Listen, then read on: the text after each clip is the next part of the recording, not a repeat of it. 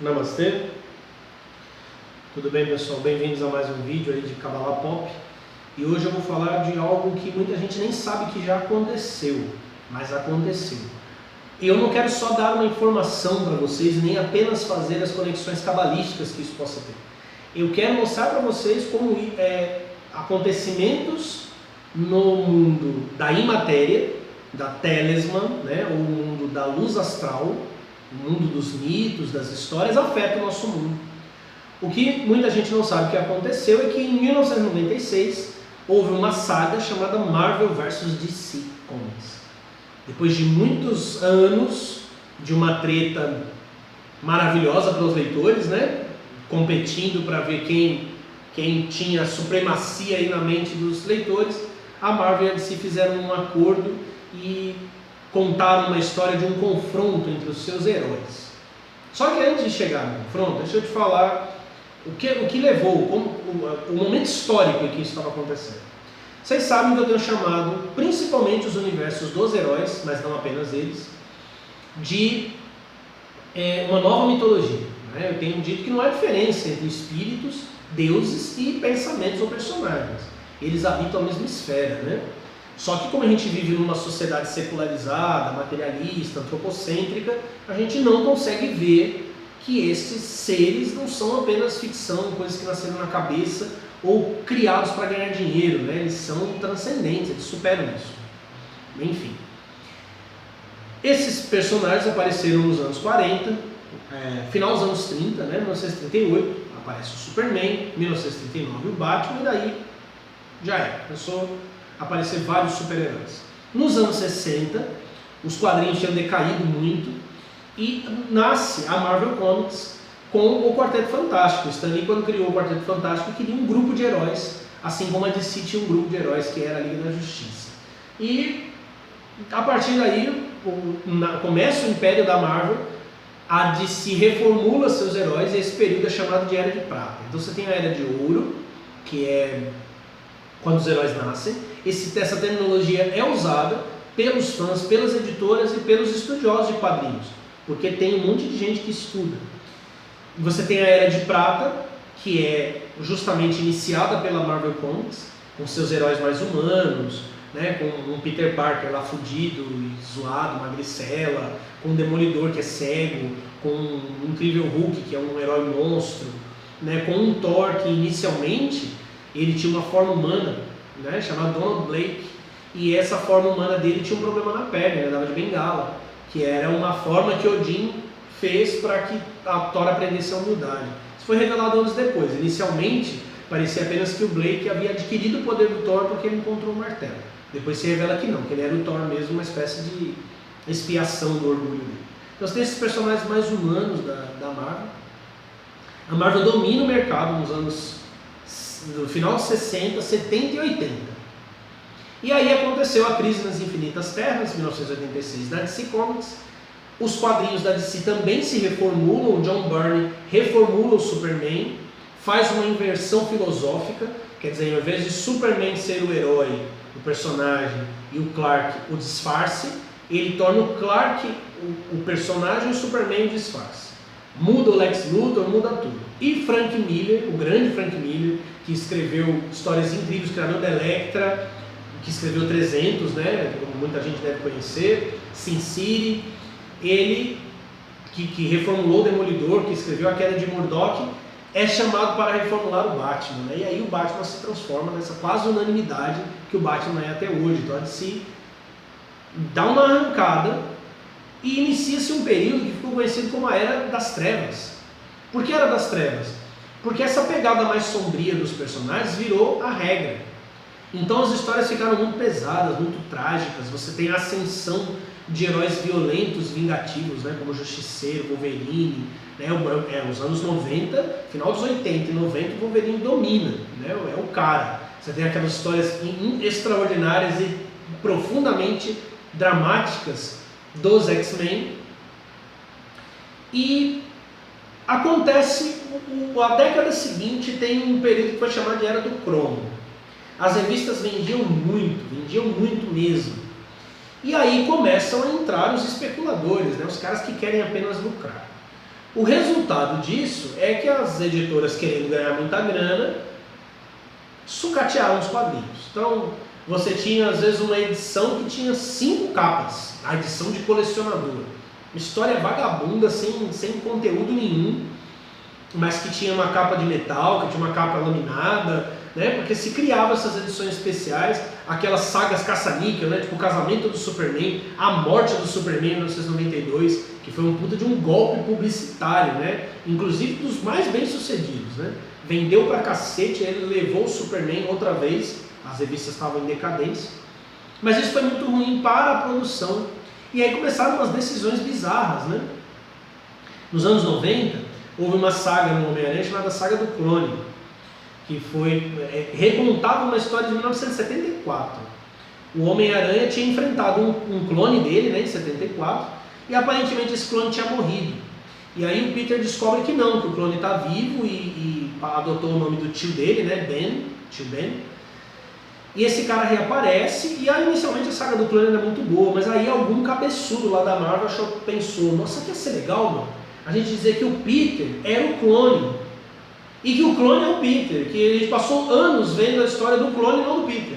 Então os caras tiraram o Peter Parker, colocaram o Ben Reilly no lugar dele, deram uma mudada no uniforme, cara, a decisão mais tosca que você puder imaginar. Nessa mesma época, em 97, não, antes disso, acho que 96, começo de 95, aliás, o Wolverine, numa luta contra o Magneto, que tinha virado uma espécie de líder de um culto de mutantes, o Magneto arranca o adamantium dos ossos do Wolverine, que é inclusive quando ele descobre que as garras fazem parte do corpo dele, né? Saem aquelas garras de osso, né? Outra coisa idiota, né? Já tinham cagado na origem do Wolverine. Todos os mistérios que envolviam o Wolverine estavam em decadência. Mas é o resultado da superexposição. Na DC Comics, mataram o Hal Jordan, que era o Lanterna Verde, numa saga chamada Crepúsculo Esmeralda, é até boa, e colocaram um carinha novo lá, o Kyle Rayner, mas não foi só troca do Hal Jordan, né? Todo Lanterna, quando morre, o anel dele procura um outro portador, mas não, destruíram a tropa dos Lanternas Verdes, e só existia ele. Já nos anos 80, o Barry Allen também tinha morrido. Ele morreu na Crise nas Infinitas Terras. E era o Wally West, o Flash. Então você tinha já uma situação muito complicada. Aí você tem, em 92 e 93, a formação da Image Comics. Os maiores roteiristas, desenhistas das editoras saíram delas porque não tinham controle criativo. E fundaram uma editora, saíram das duas para formar uma porcaria. Porque a Image Comics era uma bosta. Ela até começou bem e depois ela virou merda pura. Quer dizer, o problema dos caras não era liberdade criativa, era liberdade financeira. Os caras viam que os quadrinhos estavam vendendo pra cacete, porque eu disse que estavam vendendo muito, e eles queriam lucrar muito. Então eles falaram, vamos usar nosso nome e lançar aqui uma porcaria qualquer que a gente ganhe, só a gente ganha. Mas a Image meio que desapareceu. Ela existe ainda, mas é como se não existisse. O Marvel vs DC acontece nesse período de Era do Cromo. Como a Era do Cromo terminou, eu falo num outro vídeo, mas ela justamente termina por uma intervenção de um cara que vê os quadrinhos da mesma maneira que eu vejo, como sagrados. Ele vai escrever uma saga, uma história, na qual ele tenta resgatar os quadrinhos, e aí inicia essa era moderna dos quadrinhos que nós estamos cercados aí de heróis, né? Acabou de estrear Aquaman, tá arregaçando nas bilheterias, e né, não deve parar tão cedo, né? Não deve parar, na verdade.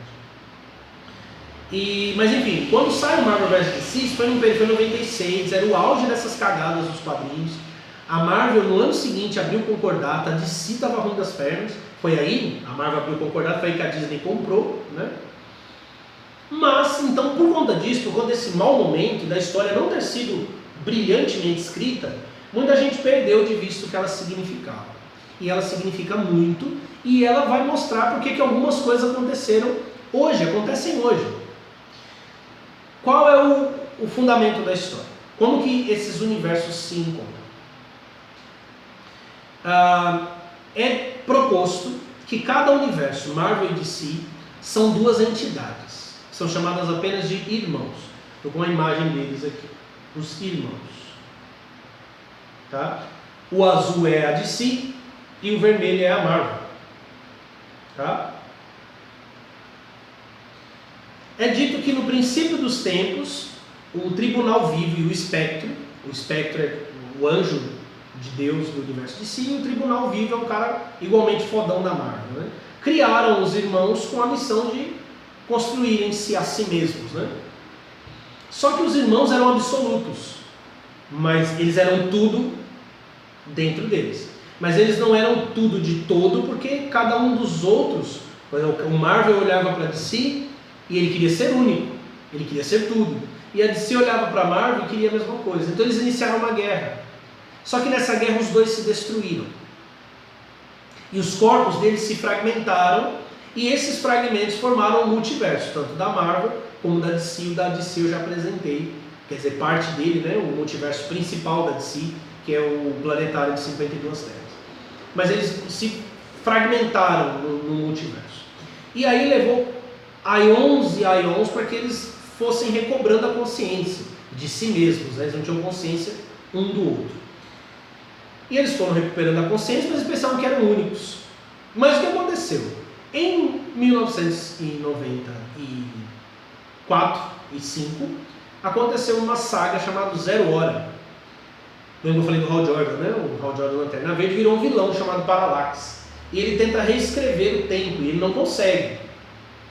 Quando ele não consegue, ele se une ao Thanos, que é o Thanos, todo mundo sabe quem é, né? O Thanos da Marvel. E eles forçam as paredes entre os universos. Aí o que acontece? Por conta dessas manipulações da realidade, os dois irmãos voltam a perceber um ao outro. E voltam a sentir aquela insatisfação da existência do outro. O outro desafia a totalidade que sou eu. E resolvem lutar outra vez. Mas eles sabem que se eles lutarem, eles vão destruir tudo, já aconteceu antes. E dessa vez eles estão mais perturbados ainda, porque a Marvel vê que lá na DC existe parte dele. E a DC olha para a Marvel e vê que lá na Marvel tem partes dele também. Inclusive no planetário da DC, que eu mostrei no vídeo anterior, existem duas terras ali que estão justamente contrapostas, que é a Terra 51, a outra eu não lembro o número, mas a terra que está contraposta a 51, deixa eu ver que eu tenho, acho que eu dou algum mapa aqui. Você tem aqui, a Terra 51, aqui, bem aqui, e aqui você tem a Terra 6, certo? A Terra 6, na cronologia da DC, é a Terra dos personagens da DC recriados pelo Stan Lee, porque no final dos anos 80, começando dos 90, o Stan Lee escreveu um novo Superman, um novo Hal Jordan. Ela está em oposição à Terra 51, que é a Terra onde vivem os personagens criados pelo Jack Kirby, que é o criador dos Novos Deuses. Ou seja, é uma forma de retratar metafisicamente o confronto criativo que havia entre o Jack Kirby e o Stan Lee. E no futuro eu também falo sobre isso. Então você vê essa coisa, né, dos elementos dos universos. Então eles resolvem lutar, mas se eles lutarem diretamente eles vão se destruir outra vez. Então eles falam o seguinte: então nós vamos pegar os nossos heróis e vamos fazê-los lutar uns contra os outros. 11 batalhas. Eles chamam 22 heróis, né, de cada universo. Formam 22 heróis para lutar em 11 batalhas, né, um contra um. Quem vencer, o universo que vencer, aceitará ser apagado, né, ser neutralizado. Só que aí as editoras tiveram uma ideia muito de jirico, né? Eles resolveram consultar a popularidade dos personagens com o público. Cara, era o auge da popularidade do Wolverine. O Wolverine lutou com o Lobo. Se você não sabe quem é o Lobo, procura na internet. O Lobo é o cara que já deu um pau no Superman. Aí o Lobo eles decidiram que a vitória ia ser por popularidade, por votos. O Lobo lutou com o Wolverine, sem adamantium. E o Wolverine ganhou, quer dizer, não faz o menor sentido, mas magicamente vai ter um sentido fodido, preste atenção. O fato é que a DC vence 5 combates e a Marvel vence 6. A Marvel venceu a Guerra dos Universos. O irmão Marvel deveria destruir o irmão DC, só que trabalhando por fora estava este cara aqui chamado Access. O Access, ele é uma fusão dos dois universos, ele é um cara que está sempre transitando entre os mundos. E aí o Espectro e o Tribunal Vivo falam, ó, vamos chamar esse cara aí que ele vai impedir que eles se destruam. É o que acontece. A última luta foi do Capitão América e Batman. O Batman venceu o Capitão América, isso é meio óbvio, né? O Batman venceu o Capitão, o cara já venceu o Superman, né? Venceu o Capitão América. Ele venceu o Capitão América. Só que o que aconteceu? Os irmãos, quando se olham, ao invés de eles se destruírem, eles fazem isso aqui que vocês viram na imagem, eles se tocam e se fundem numa só criatura, num só universo, que passou a ser chamado de Amalgama Universe, onde os personagens se fundiram. Por exemplo, tem um personagem no universo Amálgama chamado Garra das Trevas, que é uma mistura do Batman com o Wolverine, né? O Superboy foi fundido com o Homem-Aranha e tal. Na hora que eles estão se fundindo, o Access toca o Batman e o Superman e coloca fragmentos que existem no Access dos universos neles. Porque ele pretende depois conseguir separar os universos, que eles têm que existir separados. E aí a história termina com o Access mostrando o Batman e o Superman para os irmãos, e aí os irmãos falam, esses caras trabalhavam sozinhos, esses caras tiveram uma vida dura, e mesmo assim eles não se anulam. Eles aprenderam a trabalhar em equipe e eles não perderam a sua individualidade. Aí os irmãos falam, que legal, né? Então pode acontecer com a gente também, e eles se separam.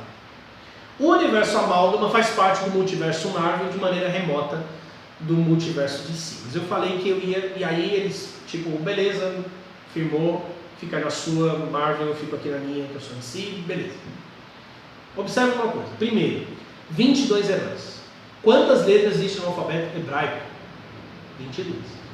Cada um dos heróis ali dispostos representam as letras do alfabeto hebraico. É possível substituir as letras pelos personagens, porque eles são essencialmente elas. Quem vence o conflito? Marvel vence o conflito. A DC passou por crise também, se fundiu com a Warner, né? A Marvel foi comprada pela Disney. E qual tem sido o resultado disso no cinema? Que é onde a maioria as pessoas escolheram a Marvel. Qual tem sido o resultado disso no cinema, mesmo que, na minha opinião, os filmes Marvel não sejam de tanta qualidade como as pessoas pensam? Um culto Marvel. Um culto. Você tem filmes com trocentas referências a DC, tipo Batman vs Superman, e aí você vê uma referência aparecer em Marvel e você fala, meu Deus, vamos se masturbando no cinema. Porque é mágico. A Marvel ganhou, entende? A Marvel venceu o conflito. Um outro detalhe interessantíssimo. A fusão, a separação dos universos acontece porque o Access coloca parte dos universos no Batman e no Capitão América. Batman e Capitão América. Que são os caras que lutaram, né? Já no milênio, novo milênio, né? As editoras estão muito fortes, estão com grandes histórias e tudo mais. Você vai ter, na DC, uma saga chamada A Morte de Bruce Wayne. Bruce Wayne morre numa batalha contra o Darkseid. Darkseid dispara os raios ômega nele e ele morre. E o Dick Grayson assume o lugar do Batman, depois de uma série de acontecimentos. Depois de uma história escrita pelo Grant Morrison, você descobre que, na verdade, o Batman, o efeito ômega do poder do Darkseid, fez com que o Batman fosse lançado dentro do fluxo do tempo. Então o Batman está caminhando na história, repetindo a sua própria história, inclusive criando o mito do morcego. Essa ideia foi reaproveitada agora de maneira brilhante, se eu falar em outro vídeo. O que aconteceu na Marvel? Durante a Guerra Civil, o Capitão América é morto pela ex-namorada dele, a Carol, no final da guerra. Inclusive é isso que motiva a mudança de postura do Tony Stark. Essa foi a minha maior decepção com Guerra Civil. Eu achei o filme do caralho, um dos melhores filmes da Marvel, que é o Capitão América 3, né? Mas eu fiquei meio decepcionado porque eu esperava a morte do Capitão, porque essa é uma das melhores sagas do Capitão. Porque a Marvel não matou o Capitão, mas desconstruiu ele, então deu no mesmo, né? O Capitão morre, porque ele se entrega, ele não aguenta mais ver a guerra dos heróis, né? E ele morre, e o Buck, que é o Soldado Invernal, né? Todo mundo conhece, passa várias edições ali planejando assumir o lugar. Olha só, o discípulo, o sidekick, né? Que era o Buck nos anos 40, né? do Capitão América, e o sidekick do Batman, que é o Robin, assumem os seus respectivos mantos. E numa postura mais violenta, o Robin se torna um Batman diferente. O Soldado Invernal se torna um Capitão América com uma roupa mais escura, que usa uma arma de fogo. Aí não é que descobrem, numa certa altura, que as balas que a Carol usou foram manipuladas pelo Dr. Destino, e a consciência do Capitão América está viajando no fluxo da história, igual aconteceu com o Batman. Você pode até pensar, algum tipo de espionagem industrial, um copiou o outro. Não copiar é difícil, porque as histórias são quase simultâneas. É igual o Homem-Coisa e o Monstro do Pântano. O Monstro do Pântano veio ligeiramente antes. O Homem-Coisa é da Marvel, né? Mas eles são muito parecidos, histórias parecidas, comportamentos. Só que o Homem-Coisa é uma coisa, ele é muito chato, sabe? Ele não tem alma, né? Como tem o Monstro do Pântano. As histórias são quase que contemporâneas. Os dois personagens morrem, são substituídos pelo sidekick, ficam no meio, vagando pelo fluxo da história e finalmente retornam para uma fase totalmente diferente. Por que isso aconteceu? Porque eles são o eixo da conexão entre os dois mundos. Então, esse fascínio com Marvel, ele começou lá nos anos de 1996. As editoras, nesse encontro, estimava-se que elas poderiam acabar. Elas estavam em franca decadência. Não tem quase nada produzido nos anos 90 que vale a pena ler. Principalmente na Marvel. A Marvel estava cagada mesmo. Cagada. Muito pior que a DC. A DC ainda tentava. A Marvel não tentava. O que foi que aconteceu? Aconteceu um conflito cósmico que garantiu a sobrevivência dos dois universos, e nós vemos hoje o reflexo disso no comportamento do público. Tem uma fala do Sr. Manhattan em Watchmen, que também ele fala nos quadrinhos. Questionam a ele sobre os cordões, sobre os seres serem marionetes. E aí o Sr. Manhattan diz: somos todos marionetes. A diferença é que eu enxergo as cordas. Cara, liberdade, verdadeira liberdade, é a gente perceber que nós somos o trânsito desses poderes.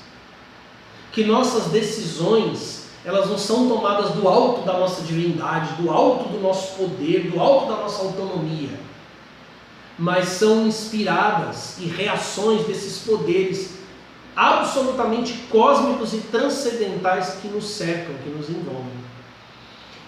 Eu cresci lendo Marvel e DC.